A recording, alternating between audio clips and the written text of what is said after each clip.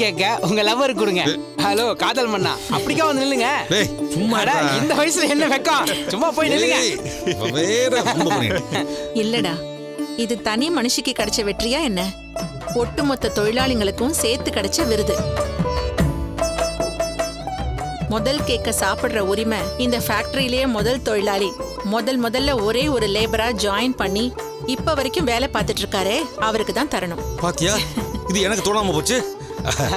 சண்முகம், வாப்பா, முன்னாடி வா. வா வா வா. பிளேட் சாப்பிடுங்க. ரொம்ப நன்றிங்க முதலாளி. முதலாளியா? நான் இன்னைக்கடா முதலாளியான?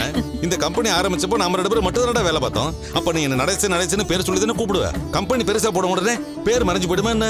இப்பவும் நடேசன்னே கூப்பிடு. ரொம்ப நன்றிங்க நடேசன்.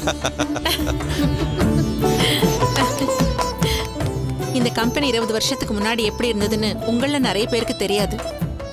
ஒரே ஒரு லேத்து, அதுவும் ஒரு தகர ஷெட்டுக்குள்ள இருந்தது. அப்போ இவரும் சண்முக அண்ணனும் தான் வேலை பார்ப்பாங்க. மதியம் லஞ்ச் சாப்பிட லேட்டானா வேலை பாதிக்குமேன்னு இவரு கவலைப்படுவாரு. நான் வீட்லயே சமைச்சு 2 பேருக்கும் குழம்பு சாதம், ரசம் சாதம்னு பிசைஞ்சே கொண்டு வருவேன். என்னால முடிஞ்ச சின்ன சின்ன உதவிங்கள்லாம் பண்ணுவேன். அன்றைக்கு நீ செஞ்சு கொடுத்த புளிக்குழம்பு வாசனைய இன்னைக்கு வரைக்கும் மறக்க முடியல போத. என்ன சண்முகம்?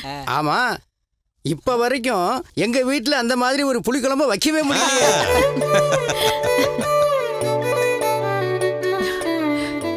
அப்படி ஒரு லேத்துல ஆரம்பிச்ச பிசினஸ் இன்னைக்கு 200 குடும்பங்களுக்கு சோறு போடுது.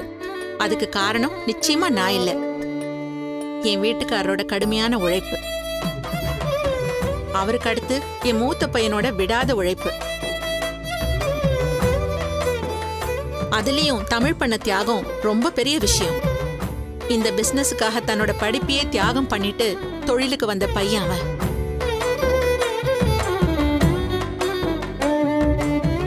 தமிழ் ஒரு பக்கம் கடுமையா உழைச்சு கம்பெனியை வளர்த்தான்னா, அப்புறம் கார்த்திக் வந்தான். அவன்கிட்ட படிப்பும் அதனால வந்த அறிவும் இருந்தது.